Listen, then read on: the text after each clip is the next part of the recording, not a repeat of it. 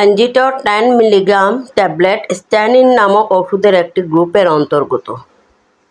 এটি কোলেস্টেরল কমাতে এবং হৃদরোগের ঝুঁকি কমাতে ব্যবহৃত হয়। কোলেস্টেরল হলো একটি চর্বিযুক্ত পদার্থ যা আপনার রক্তনালীতে জমা হয় এবং সরু হয়ে যায়, যা হার্ট অ্যাটাক বা স্ট্রোকের কারণ হতে পারে।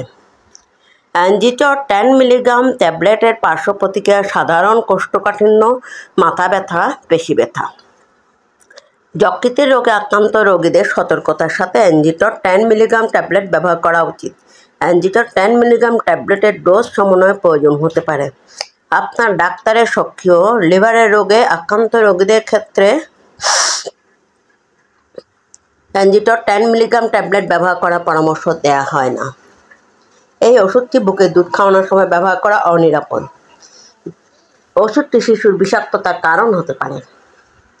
এই ওষুধটি ট্যাবলেট সাধারণত আপনার গাড়ি চালানোর ক্ষমতাকে প্রভাবিত করে না। কিডনি রোগে আক্রান্ত রোগীদের ক্ষেত্রে অ্যাঞ্জিটর 10 মিলিগ্রাম ট্যাবলেট ব্যবহার করা নিরাপদ। অ্যাঞ্জিটর 10 মিলিগ্রাম ট্যাবলেটের কোনো ডোজ সমন্বয় সুপারিশ করা হয় না। যাই হোক, আপনার যদি অন্তর্নিহিত কিডনি রোগ থাকে তবে আপনার ডাক্তারকে জানান। অ্যাঞ্জিটর 10 মিলিগ্রাম ট্যাবলেট গর্ভাবস্থায় ব্যবহার করা অত্যন্ত অনিরাপদ। আপনার ডাক্তারের পরামর্শ নিন, কারণ গর্ভবতী মহিলা এবং পশুর উপর গবেষণায় বিকাশমান শিশুর জন্য উল্লেখযোগ্য ক্ষতিকারক প্রভাব দেখা দিয়েছে।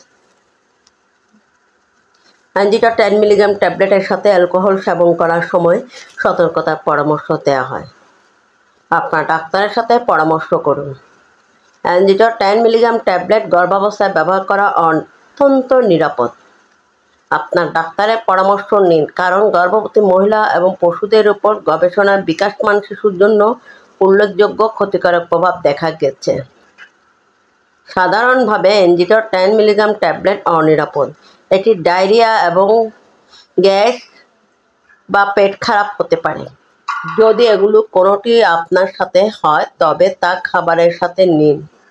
আপনি ক্লান্তি, পেশি দুর্বলতা বা পেশি ব্যথা অনুভব করলে আপনার ডাক্তারকে জানান।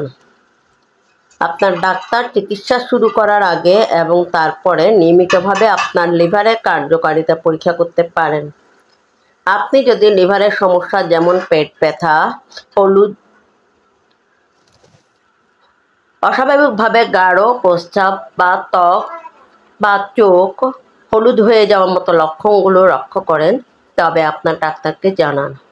এই ওষুধের সাথে চিকিৎসা শুরু করার আগে কিডনি রোগ, লিভারের রোগ, ডায়াবেটিস থাকলে ডাক্তারকে অবহিত করুন।